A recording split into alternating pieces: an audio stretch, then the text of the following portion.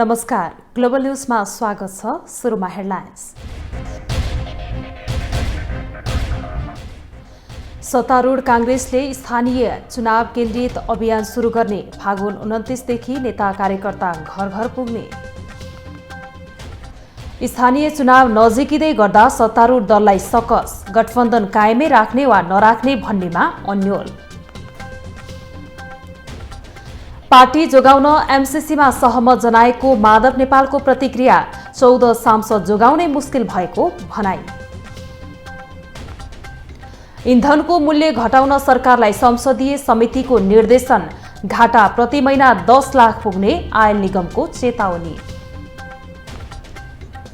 र अब नेटोको सहयोग नचाहिने युक्रेनी राष्ट्रपति जेलेन्स्कीको भनाई। रुसी समर्थन 2 क्षेत्रमा सम्झौता गर्ने संकेत।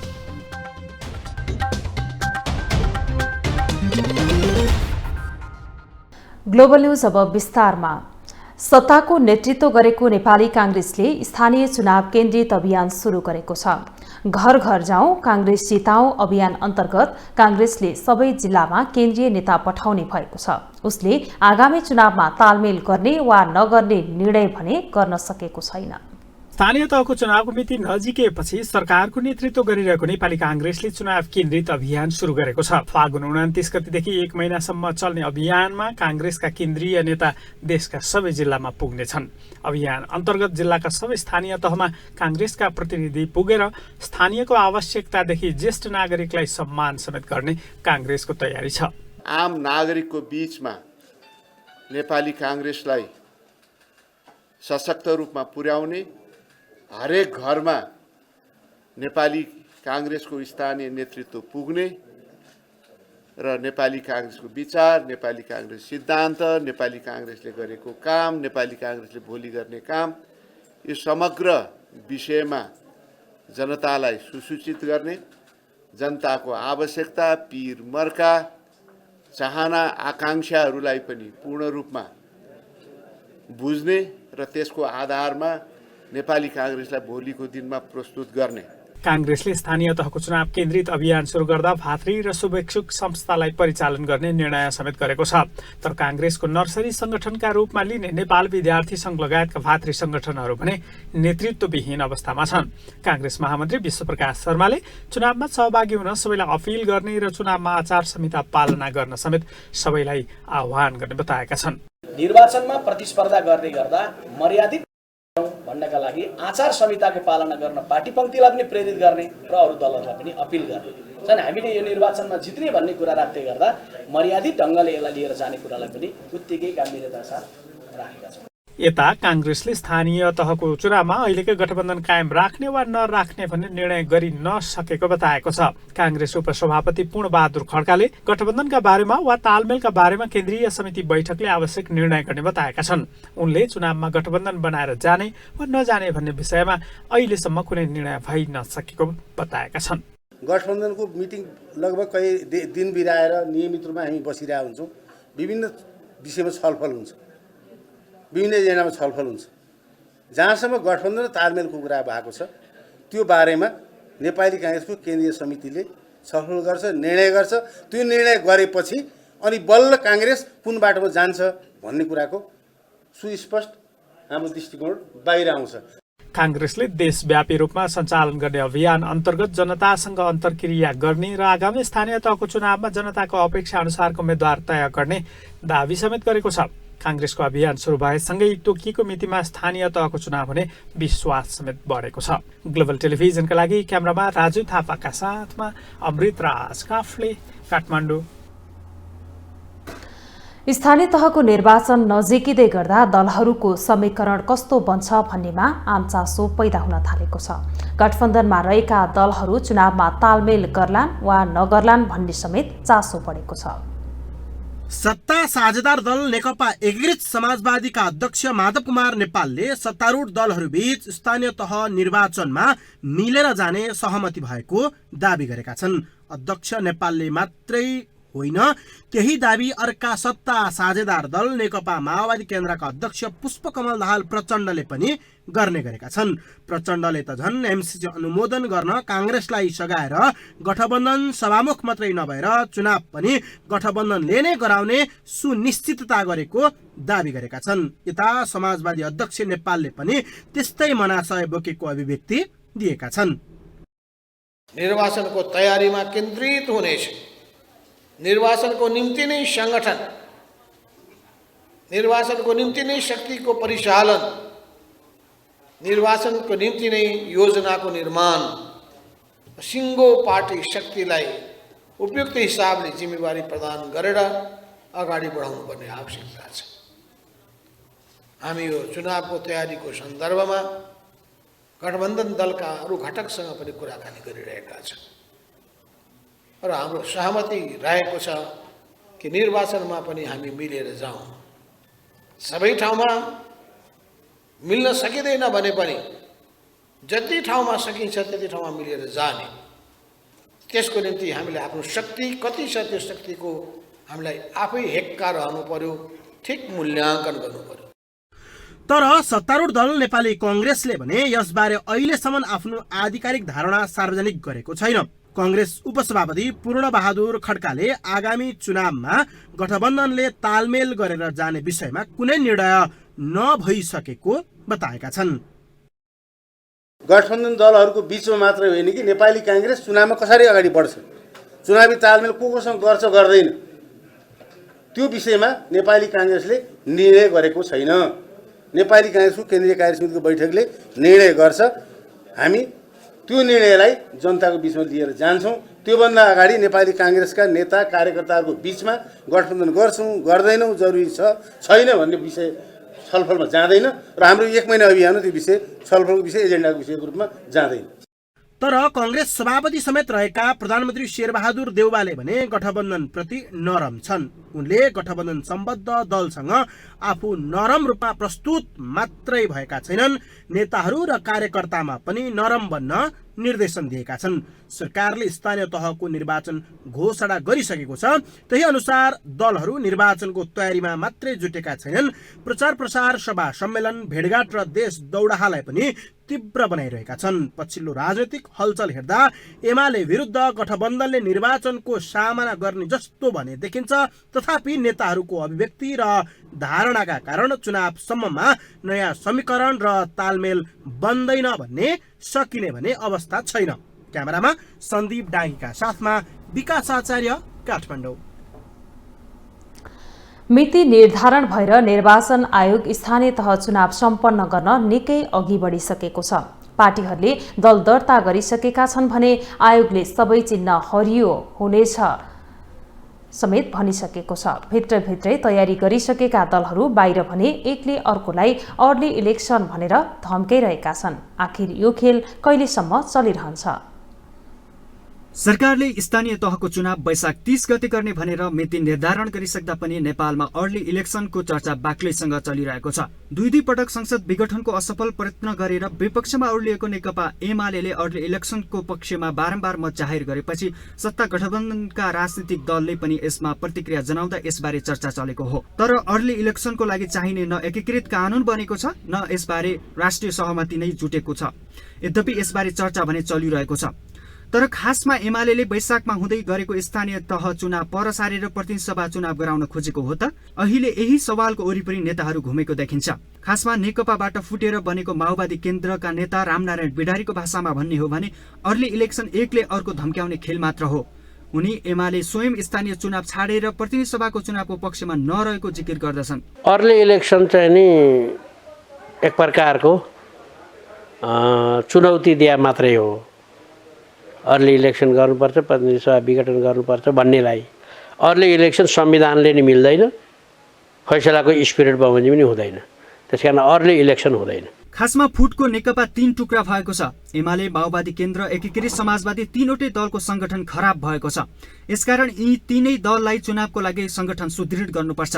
एमाले कांग्रेस पछिको दोस्रो ठूलो दल हुन्छ भन्ने कुरामा ढुक्क छ, तर उसलाई एकीकृत समाजवादी र माओवादीले काट्न सक्ने मतको अन्तर घटाउनको लागि पनि चुनाव अलि पछि गर्नु परेको छ। यता माओवादी र माधव नेपालको दल अलि पछि चुनाव भए परिपक्व गठबन्धन निर्माण गर्न सकिने र संगठन निर्माण गरेर एमालेलाई हराउनको लागि भूमिका खेल्न सकिने सोचमा छन्। यसै कारण एमाले अर्ली इलेक्सनको कुरा गर्छ, तर अहिले नै प्रतिसभा चुनाव गर्न भने ऊ तयार छैन। स्थानीय तहको निर्वाचन अगाडि त अब सम्भव छैन अर्ली इलेक्सन संघीय र प्रदेशको, तर स्थानीय तहको निर्वाचनलाई कतै पनि असर नगरिकन पछाडि जति नजिक निर्वाचन भए पनि अर्ली इलेक्सन भए पनि नेकपा एमालेलाई कुनै आपत्ति छैन। हाम्रो चाहना त्यही हो। तर दुई पटक संसद विघटनको प्रयास गरेको नाताले एमालेले आफूले गरेको काम सही हो भन्ने भान पार्न अझै अर्ली इलेक्सनको भाषण गरिरहेको छ। तर उसको मूल चासो अझै पनि माधव नेपालको दल अस्तित्वमा नै नरहोस् भन्ने हो। यसै कारण हतारमा चुनाव गर्न सके आफू दोस्रो दलमा चित्त बुझाउने तर माधव नेपाल र प्रचण्डको दललाई सिद्ध्याउने एमालेको रणनीति घाम चाहिँ छर्लङ्ग छ।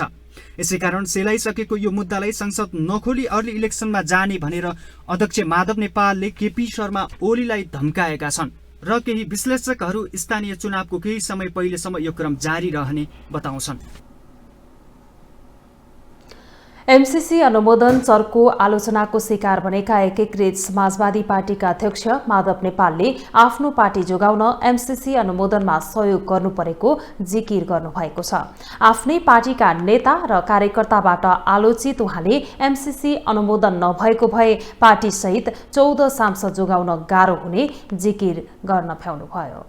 नेकपा एकीकृत समाजवादी पार्टीले एमसीसी पारित गर्न नेपाली कांग्रेसलाई नसगाएको भए पार्टी नै समाप्त हुने खतरा रहेको जिकिर गरेको छ। पार्टीको पोलिट ब्युरो बैठकमा राजनैतिक प्रतिवेदन पेश गर्दै एकीकृत समाजवादीका अध्यक्ष माधव कुमार नेपालले एमसीसी अनुमोदन नगरेको भए 5 दलीय गठबन्धन समेत तोडिने बताएका हुन्। उनले सभामुखलाई हटाइने सँगै 14 सांसदलाई पनि कारबाही गरिने र पार्टीको अस्तित्व पनि समाप्त पारिने खतरा रहेको विश्लेषण गरेका छन्। त्यही खतरा देखेपछि वैकल्पिक बाटो रोजेर एमसीसीमा सगाएको अध्यक्ष नेपालको स्पष्टोक्ति छ। हाम्रो पार्टीको वैधानिक हैसियतलाई फेरि समाप्त पारेको खण्डमा मात्रै उनी नेपाली कांग्रेससँग सशर्त समर्थन गर्ने पक्षमा पुगेका थिए। एमसीसीको प्रस्ताव सुरुमा ल्याउने केपी ओली नै हुन्, अहिले पनि निशर्त समर्थन गर्ने उनी नै हुन्। अहिले पनि भनिरहेका छन् यसको कार्यान्वयन हुनुपर्छ भनिरहेका छन्। नेपालको यो स्पष्टोक्ति पोलिट ब्युरो बैठकमा उनले प्रस्तुत गरेको राजनीतिक प्रतिवेदनमा उल्लेख गरेका छन्। नेपालले एमसीसी सम्झौता पारित गर्न साथ नदिएको भए नेपाली कांग्रेसले नै आफ्नो पार्टीको अस्तित्व समाप्त पारिदिने जोखिम रहेको पनि बताएका छन्। एमसीसी अनुमोदन भएपछि बसेको पहिलो पोलिट ब्युरो बैठकमा नेपालले यस्तो बताएका हुन्। यसअघि पत्रकार सम्मेलन मार्फत भने नेपालले एमसीसी मुख्यालयले 12 बुँदे व्याख्यात्मक टिप्पणी मान्ने बताएपछि मात्रै एमसीसीमा सघाएको बताएका थिए। तर नेकपा एकीकृत समाजवादीका सम्मानित नेता झलनाथ खनालले भने एमसीसीको व्याख्यात्मक घोषणालाई लेटर अफ एक्सचेन्ज मार्फत सम्झौताको अङ्ग बनाइनुपर्ने जिकिर गरेका छन्। नेता खनालले जस्ताको त्यस्तै एमसीसी अनुमोदन हुँदा र कार्यान्वयन भए चीन विरोधी हुने बताएका छन्। गत फागुन 15 गते बसेको संसद बैठकले एमसीसी अनुमोदन गरेको थियो, जुन बैठक एमालेले अवरुद्ध गरेको थियो। एमसीसी अनुमोदन भए पनि नेता खनाल लगायत नेताहरूले चर्को विरोध मात्रै गरेका थिएनन्, सडक र सदनमा आगो बल्ने चेतावनी समेत दिएका थिए। क्यामेरामा राजेन्द्र काफ्लेका साथमा विकास आचार्य, काठमाडौँ। देश संघीयतामा गएको 5 वर्ष पूरा हुन लागेको छ। 5 वर्षको अवधिमा स्थानीय सरकारका रूपमा स्थानीय तहले गरेका कामको प्रशंसा त भएको छ, तर कतिपय ठाउँमा भ्रष्टाचार बढेको गुनासो समेत आएको छ। त्यसबाहेक संघीयताको मुख्य कडीको रूपमा लिइने प्रदेश संरचनाका बारेमा समेत बहस सुरु भएको छ। कतिपय स्थानीय तहले जथाभावी कर निर्धारण गरेको विषयमा समेत आलोचना भइरहेको छ। महालेखा परीक्षकको कार्यालयका अनुसार सबैभन्दा बढी बेरुजु स्थानीय तहमै रहेको देखिएको छ। एउटा शीर्षकको रकम अर्को शीर्षकमा मनपरी खर्च गर्ने गरेको समेत देखिएको छ। तर स्थानीय तहलाई घर दैलोकै सिंहदरबारका रूपमा अधिकार र स्रोत समेत गएको र तिनले गर्न खोजेको काम सकारात्मक रहेको विज्ञहरूको भनाइ छ। पब्लिक एजुकेसन चाहिँ राम्रो भएको छ। म धेरै ठाउँमा घुमेको छु, हेरेको छु। अनि सार्वजनिक हामी शिक्षाका कुरा गर्छौँ नि, किनभने शिक्षाको +2 सम्मको अधिकार तल स्थानीय तहलाई दिएको छ।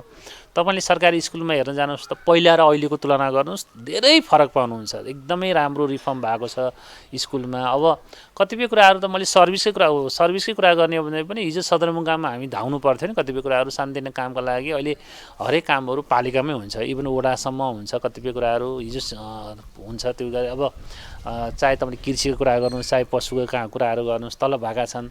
मलाई त यो उत्पादनसँग जोडिने काम पनि गरेका छन् कि स्थानीय तहले, मानुस् न। त्यसबाहेक संघीयताको मुख्य कडीका रूपमा लिइने प्रदेश संरचनाको कामको बारेमा समेत प्रश्न उठ्न थालेको छ। राजनीतिक भागबण्डाका लागि मन्त्रालय फुटाउनदेखि अस्थिर प्रदेश सरकारहरूका कारण समेत संघीयताका बारेमा बेला बेलामा प्रश्न उठ्ने गरेको छ। तर अहिलेको अवस्था हेर्दा भने केही सकारात्मक काम गर्न खोजेको देखिएको अर्थशास्त्रीहरूको भनाइ छ। कतिपय स्थानीय तहबाट सेवा सुविधा जनताले पाएका पनि छन्, तर त्यो स्तर अझ बढाउनु पर्ने अवस्था छ। कतिपय चाहिँ नि त्यसको केही अंश चाहिँ जो अपेक्षाकृत सेवा दिन सकेका छैनन्। अब अलिकति सरकारी दस्तावेजहरू हेर्दाखेरि भ्रष्टाचार पनि भएको, अनधिकृत स्रोतको प्रयोग भएको, बेरुजु बढेको अवस्थाहरू छन्। स्थानीय सरकारले जनमुखी काम गर्न खोजेको र कहीँ कतै अनियमितता भए पनि समग्रमा स्थानीय तहको कामलाई सकारात्मक रूपमा लिनुपर्ने विज्ञहरूको भनाइ छ। उनीहरूले अहिले नै संघीयताका विषयमा कुनै पनि निष्कर्ष निकालिहाल्ने बेला नभएको तर्क अघि सारेका छन्। ग्लोबल टेलिभिजनका लागि क्यामेरामा सन्दीप डाकीका साथमा सुस्मिता बानिया, काठमाडौँ। अब पालो ग्लोबल भोइसको।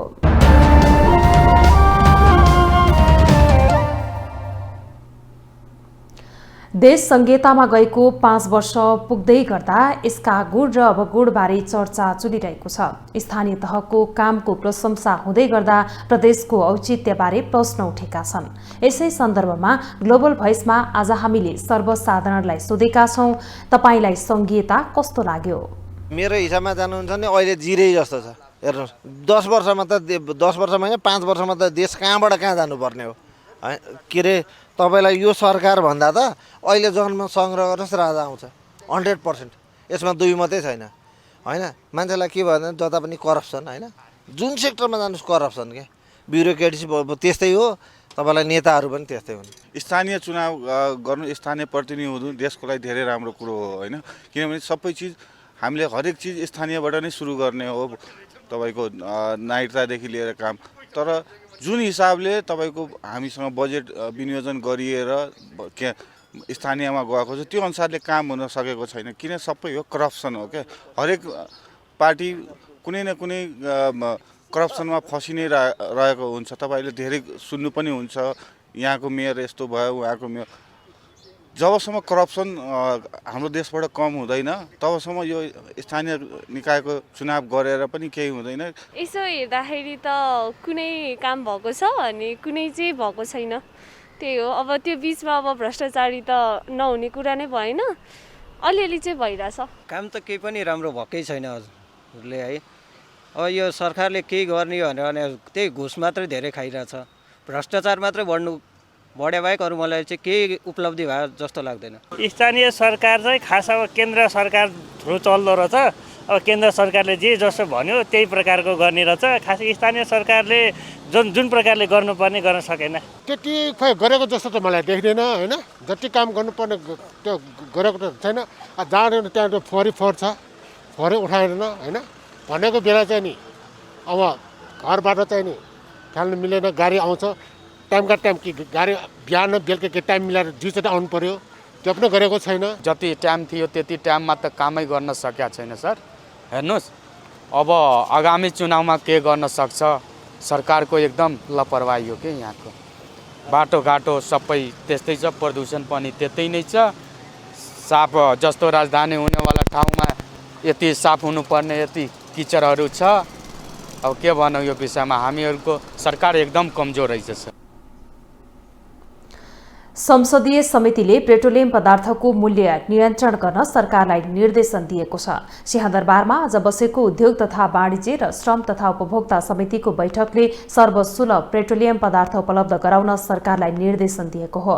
समितिका सभापति विमल प्रसाद श्रीवास्तवले आयल निगममा जायज माग सम्बोधन गर्न पनि सरकारलाई सचेत गराउनुभयो। समितिले इन्धनमा लगाइएका अनावश्यक कर हटाउन समेत सरकारको ध्यानाकर्षण गरेको छ।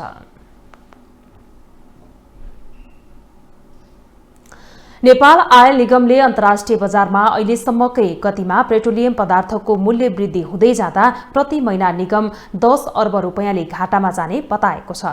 सिंहदरबारमा उद्योग तथा वाणिज्य र श्रम तथा उपभोक्ता समितिले पेट्रोलियम पदार्थको मूल्य वृद्धिको विषयमा गरेको छलफलमा निमित्त कार्यकारी निर्देशक सुशील भट्टराईले आगामी दिनमा खरिद गरेको पैसा कसरी तिर्ने भन्ने चिन्ता बढेको बताउनुभयो। भट्टराईले चालू आर्थिक वर्षको साउनदेखि फागुनसम्म निगम करिब 28 अर्ब घाटामा गएको जानकारी दिनुभयो।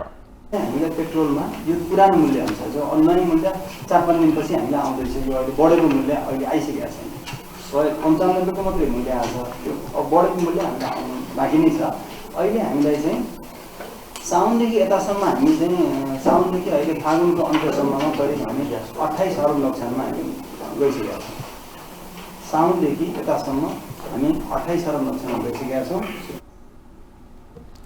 निमित्त कार्यकारी निर्देशक भट्टराईले 28 अर्ब घाटामध्ये 25 अर्ब खाना पकाउने ग्यासमा रहेको र प्रति सिलिन्डर समेत 665 रुपैयाँ घाटा रहेको बताउनुभयो। उहाँले अहिले निगमसँग पेट्रोलियम पदार्थ 80 देखि 85% अर्थात् 5 करोड लिटर मौजात रहेकोले आत्तिनुपर्ने अवस्था नरहेको बताउनुभयो।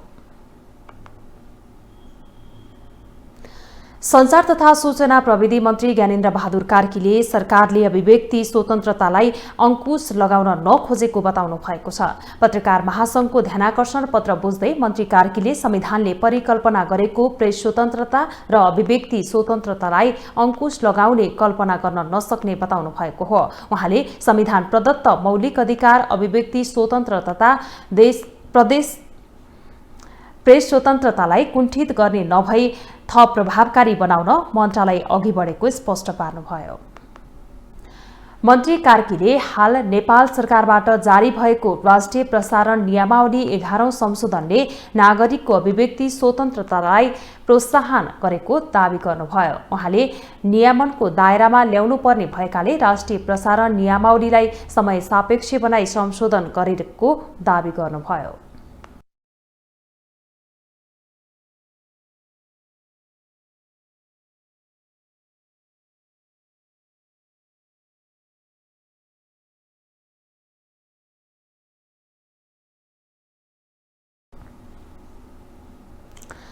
आमूल परिवर्तन मसिह पार्टी नेपालले आफ्नो पहिलो राष्ट्रिय महाधिवेशन सम्पन्न गरेको छ।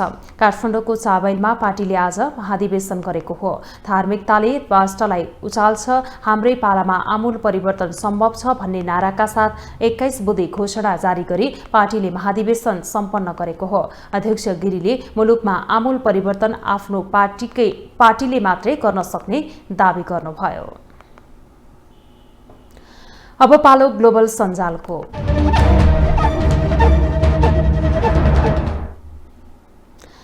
ग्लोबल सञ्जालमा हामी हरेक दिन सार्वजनिक महत्त्वको विषयमा सामाजिक सञ्जालकर्ताले अभिव्यक्त गरेका विचारलाई समेट्ने गर्दछौं। आज हामीले समसामयिक विषयवस्तुमाथि गरिएका टिप्पणीलाई प्राथमिकता दिएका छौं। गठबन्धनलाई लक्षित गर्दै आलोचक खगेन्द्र संग्रौला लेख्छन्, नीति चाहिँ जनमोर्चा मसालको सारो मौलिक, एमसीसी गर्ने सरकारको विरोध गर्ने र यही सरकारलाई समर्थन दिन नछाड्ने, चोइटिएर र खिएर पार्टीको भुसुनाकरण भइराछ। एकाध जनलाई जिताएर गरी खान चुनावी गठबन्धन नगरी भा छैन। शब्द खेलाएर सत्ता भोग गरिरहन गोर्खे कम्युनिष्टहरूलाई कसैले नभेट्ने भो। मान्यवर जसपालाई लक्षित गरेर रोशन खड्का ट्वीट गर्छन्, उपेन्द्र यादव नेतृत्वको जसपा सरकारमा गएको 152 दिन पुगेछ। गठबन्धनको सरकार बन्नु अघि मधेसी दलसँग भएका सहमति र सम्झौताहरूको कार्यान्वयन गर्ने, लाल आयोगको प्रतिवेदन सार्वजनिक गर्ने, संविधान संशोधनका लागि पहल गर्ने भन्ने थियो। तर यो मध्ये एउटा माग पनि पूरा भएन। सत्ता पाएपछि मुद्दा गायब। धर्म परिवर्तनको विषयमा विनोद नेउपानेको विचार यस्तो छ। नेपालमा क्रिस्चियन धर्म परिवर्तन गर्छौ भन्दै पैसो खानेले धेरै दुःख दिएछन्, दाता पनि वाक्क। यिनलाई प्रभु येशूको चमत्कारिक प्रशासनले कहिले कारबाही गर्ने हो? धर्म परिवर्तन गर्न सुरुवात गर्ने चाहिँ UMN रहेछ। अब बिजनेस न्यूज।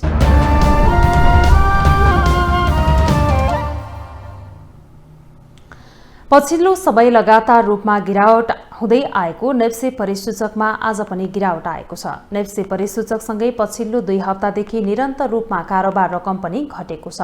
नेप्से सूचक 30.23 अङ्कले घटेर 2514.65 बिन्दुमा झरेको छ। यस्तै सेन्सिटिभ सूचक पनि 5.46 अङ्कले घटेर 487.07 बिन्दुमा झरेको छ भने सेन्सिटिभ फ्लोड इन्डेक्स 2.09 अङ्क र फ्लोड इन्डेक्स 2.19 अङ्कले घटेको छ। आज कारोबारमा आएका 229 कम्पनीको 49,59,919 किता शेयर 2,35,23,17,114 रुपैयाँमा कारोबार भएको छ।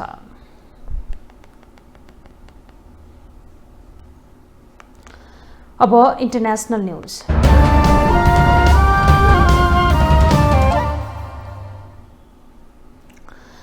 युक्रेनका राष्ट्रपति भ्लोदिमिर जेलेन्स्कीले अब नेटोको सदस्यता नलिने बताएका छन्। जेलेन्स्की 2 रुसी समर्थक क्षेत्र डोनेस्टक र लुहान्स्कको स्थितिबारे सम्झौता गर्नका लागि समेत तयार भएको अन्तर्राष्ट्रिय सञ्चार माध्यमले जनाएका छन्। यी 2 क्षेत्रलाई रुसले 24 फेब्रुअरीमा हमला सुरु गर्नुअघि स्वतन्त्र राष्ट्रको घोषणा गरेको थियो र मान्यता पनि दिएको थियो। यसैबीच रुस र युक्रेनले 1 दिनको युद्धविराममा सहमति जनाएका छन्। मस्कोले बुधबार बिहान 9 देखि बिहीबार बिहान 9 बजेसम्म युद्धविरामको सम्मान गर्ने प्रतिबद्धता जनाएको छ, जसमा कीव वरपरका क्षेत्रहरू, दक्षिणमा जापोरिजिया र त्यसका केही भागहरू रहेका छन्। उत्तर पश्चिममा इर्पिन र बुचार लगायत राजधानी वरपरका क्षेत्रहरूमा रहेका नागरिकहरूलाई रुसी सेनाको भीषण बमबारीबाट बच्न कीवमा सारिने बताइएको छ।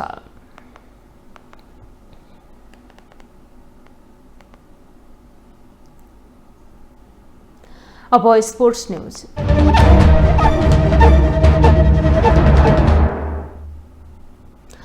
थाइल्याण्डको राष्ट्रिय टोलीसँग हुने अन्तर्राष्ट्रिय मैत्रीपूर्ण फुटबलका लागि 25 खेलाडीलाई प्रारम्भिक प्रशिक्षणमा बोलाइएको छ। अघिल्लो महिना मरिसससँगको मैत्रीपूर्ण खेलमा टिममा रहेका गोलरक्षक विशाल श्रेष्ठ, मिडफिल्डर विशाल राई तथा फरवार्डहरू विमल घरती मगर र सुनिल बललाई यसपटक टिममा राखिएको छैन। विशाल हालै सम्पन्न 27 स्मारक ए डिभिजन लिगका उत्कृष्ट गोलरक्षक हुन् भने सुनिल सर्वोत्कृष्ट खेलाडी हुन्। नेपालले थाइल्याण्डको चनबुरीमा थाई राष्ट्रिय टोलीसँग चैत 10 गते अन्तर्राष्ट्रिय मैत्रीपूर्ण फुटबल खेल्दैछ।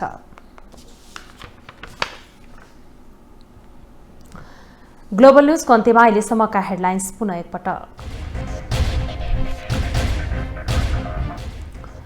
सत्तारूढ कांग्रेसले स्थानीय चुनाव केन्द्रित अभियान सुरु गर्ने, फागुन 29 देखि नेता कार्यकर्ता घर घर पुग्ने। स्थानीय चुनाव नजिकिँदै गर्दा सत्तारूढ दललाई सकस, गठबन्धन कायमै राख्ने वा नराख्ने भन्नेमा अन्यल। पार्टी जोगाउन एमसीसीमा सहमति जनाएको माधव नेपालको प्रतिक्रिया, 14 सांसद जोगाउनै मुस्किल भएको भनाई।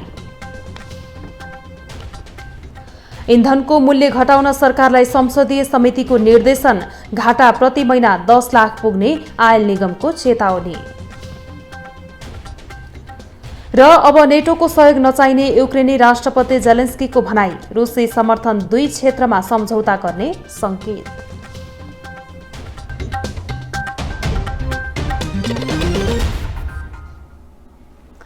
ग्लोबल न्यूज अहिलेलाई यति नै। ग्लोबल टेलिभिजन तपाईँ फेसबुक तथा युट्युबमा पनि प्रत्यक्ष हेर्न सक्नुहुनेछ। ग्लोबल टेलिभिजन हेर्दै गर्नुहोला। नमस्कार।